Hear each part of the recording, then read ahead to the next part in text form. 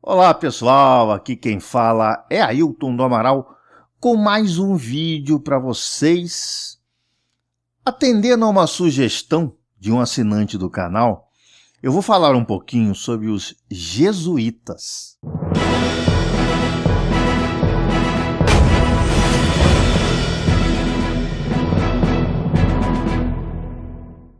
Pessoal, eu coloquei no meu Facebook um post lá que fala de uma Bíblia. É uma Bíblia bastante interessante, que eu estudei muitos anos nessa Bíblia.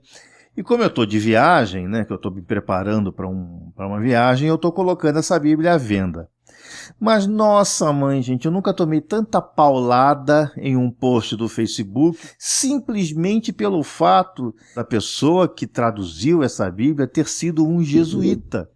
E começaram a me bombardear de tudo quanto é lado, dizendo por que eu estava indo a favor de uma ordem de esquerda da igreja. Em primeiro lugar, gente, vamos parar de ficar politizando tudo que a gente fala. É uma Bíblia de estudo, simplesmente uma Bíblia de estudo. Se foi jesuíta, se foi Adolf Hitler, se foi quem escreveu, eu não estou olhando o viés político. O Brasil agora está um problema sério, que tudo agora tem viés político, é de direita ou é de esquerda, porque você é de direita, porque você é de esquerda, e acabam deixando de discutir o que realmente interessa, que é o bem do Brasil. E isso atrapalha muito o estudo da gente. Eu gostaria de começar esse vídeo. É claro que eu não vou falar a história inteira dos jesuítas, gente, porque é só vocês pesquisarem na internet que tem tudo lá muito bonitinho. Mas eu vou falar um pouquinho dos jesuítas para que vocês entendam, né, o que são, ou o que eram realmente os jesuítas.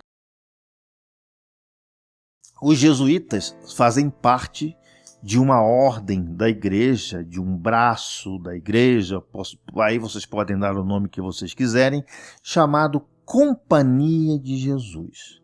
Essa Companhia de Jesus foi fundada em 1534 por um grupo de estudantes da Universidade de Paris, chefiadas por uma pessoa chamada Iñigo Inácio de Loyola. Quem era esse Iñigo Inácio de Loyola?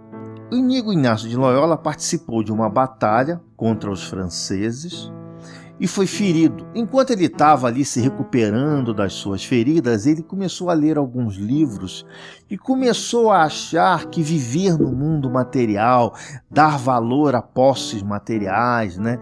Tudo isso não estava legal. Ele queria viver mais uma vida espiritual do que uma vida material.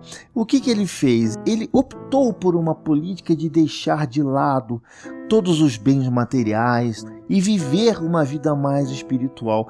Bom, até aí, gente, a gente vai ver que São Francisco de Assis também teve essa opção. Diversos outros santos, mártires, né, católicos também resolveram viver por essa opção de deixar a sua vida material e viver aí só para a caridade. Madre Teresa de Calcutá, e tem aí milhares de pessoas que resolveram fazer isso. Então, Inácio de Loyola, que depois virou Santo Inácio de Loyola, passou então a fundar então essa ordem, a Companhia de Jesus, que foi aceita pela igreja. A igreja a tornou oficial por uma bula papal em 1540. O que acontece com essas ordens assim? Os templários foi um bom exemplo, né? Os templários, eles se chamaram no início os pobres cavaleiros de Cristo, ou seja, abandone tudo que você tem e você vai entrar para a nossa ordem. O que aconteceu com os templários? Ficaram extremamente poderosos. E isso também ocorreu com a Companhia de Jesus. A Companhia de Jesus passou a ser aquela linha de frente da Igreja Católica, né? Todas as colônias portuguesas, espanholas, né, que foram dominadas naquela época, era enviado esse grupo, né, que eram considerados os fuzileiros navais da igreja, para fazer a catequese, levar então a religião católica para esses lugares. A gente tem bastante exemplo no Brasil. Em 1549, Manuel da Nóbrega, José de Anchieta, todos esses grandes catequizadores vieram para o Brasil implantar a religião católica aqui no Brasil. Então a Companhia de Jesus começou a ficar extremamente poderosa. E quando as pessoas conseguem ficar poderosas, o que acontece quando alguém começa a subir na vida, começa a ficar famoso e poderoso? Ele atrai gente invejosa. Aconteceu que a Companhia de Jesus passou a ser perseguida. E uma nota importante que eu quero dar para vocês é o seguinte: a cidade de São Paulo foi fundada veio do Colégio de São Paulo, que foi uma escola fundada por jesuítas. Então a origem de São Paulo é uma origem que a gente pode chamar de origem jesuítica. E existe muita coisa que os jesuítas copiaram dos antigos templários, que naquela época era uma ordem que já não existia. A gente pode ver que pela doutrina, pela forma de trabalho dos jesuítas, até por determinadas atitudes, vocês podem ver que os jesuítas eles copiaram, herdaram muita coisa dos templários. Isso é muito importante dizer.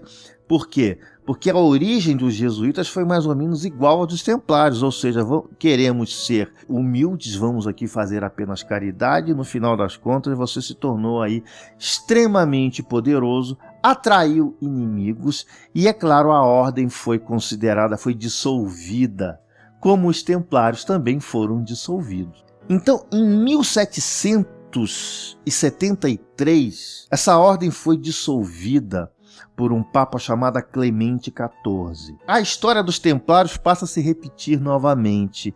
Essa ordem não foi completamente dissolvida. A gente sabe que quando os templários foram dissolvidos, Portugal absorveu os templários e os transformou em a Ordem de Cristo. A mesma coisa ocorreu com os jesuítas.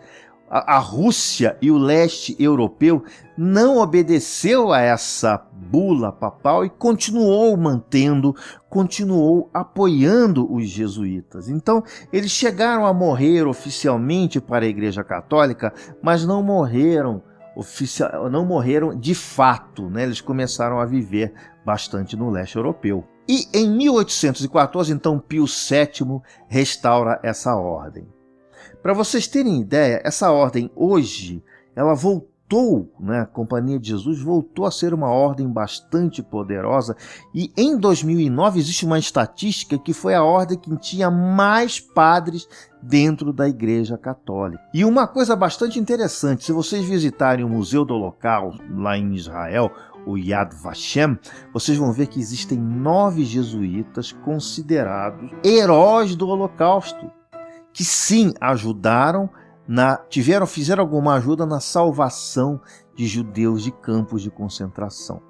Hoje a gente sabe que existem jesuítas famosos, como o Papa, e aqui no Brasil, até de certa forma um pouco humorística ou não, ou talvez até muito séria, o Padre Quevedo. A gente pode sim entender que houve uma grande influência dos jesuítas na igreja. Agora, voltando a falar da Bíblia. Essa Bíblia aqui foi uma Bíblia que eu utilizei durante muitos anos para estudar. Por quê? Ora, Ailton, você se diz que não é católico, não é cristão, não tem religião. O fato de eu não ser cristão, de não ter religião, não me impede de estudar e entender como funciona todas as religiões e todos os livros considerados sagrados pelas religiões.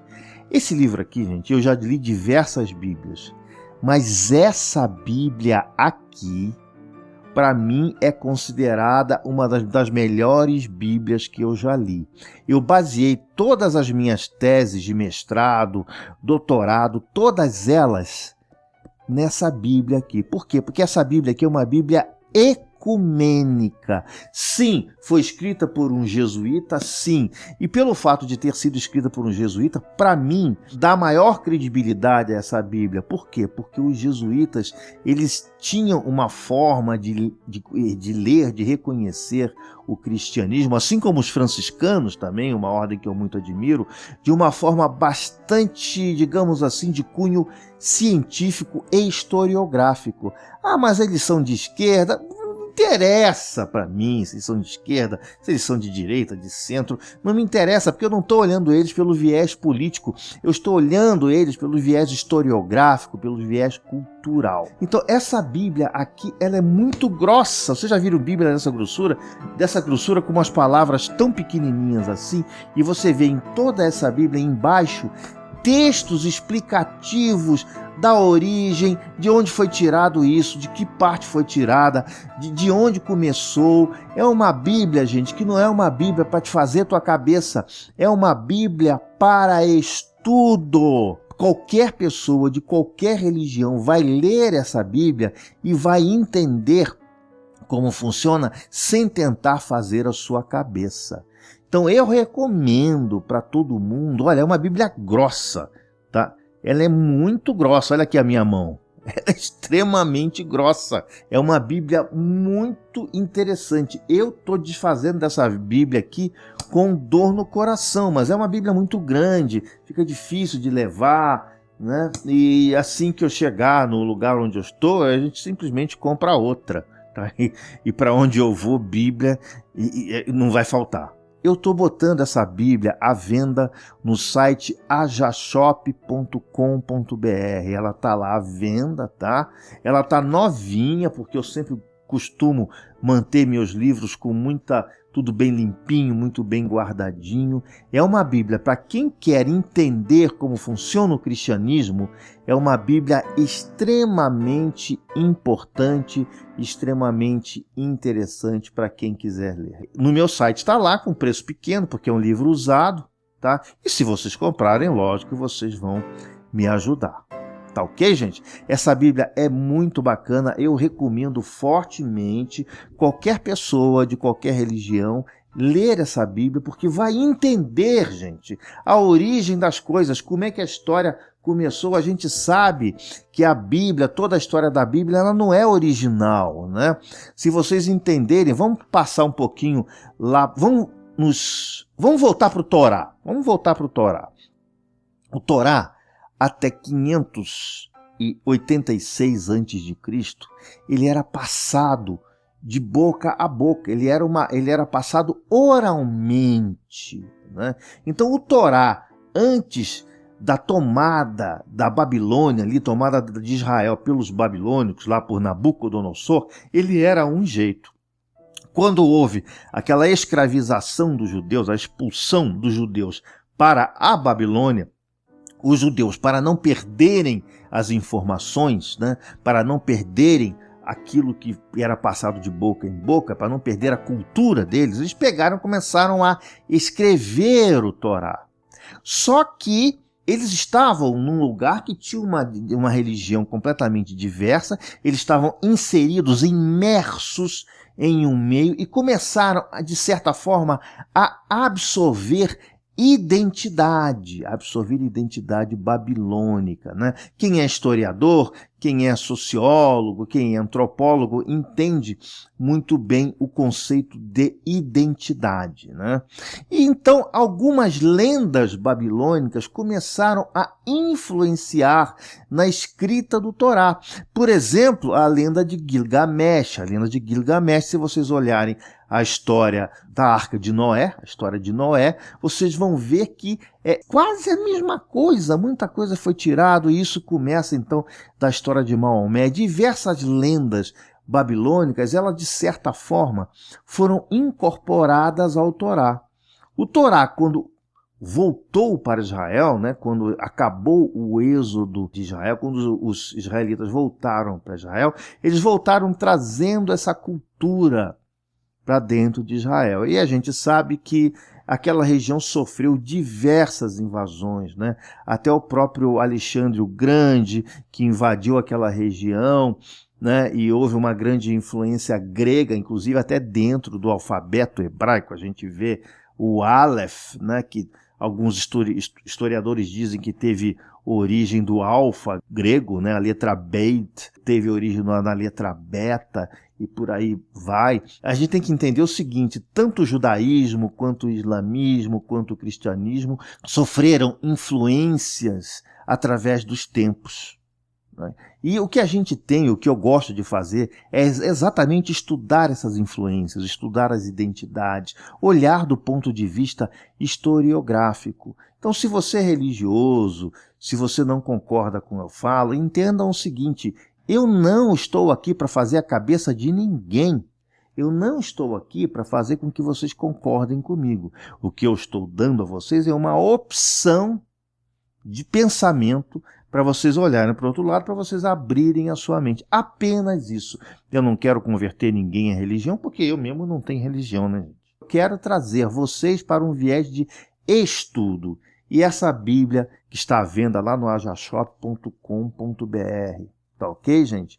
E outra coisa, no site ajashop.com.br eu estou vendendo um monte de coisa que é muito interessante para quem gosta de coisas bacanas, né? Canecas, materiais de rituais, né? Tem uma série de coisas que eu estou colocando à venda lá, e tem meus cursos, gente, tá? Dê um pulinho lá no site, dê uma olhada nos cursos. Se o curso interessar a vocês, me manda um e-mail dizendo assim: olha, Ailton, eu interessa fazer meu curso e o horário que eu posso fazer é esse. E a gente vai vendo aí o horário para se encaixar dentro do horário que vocês podem.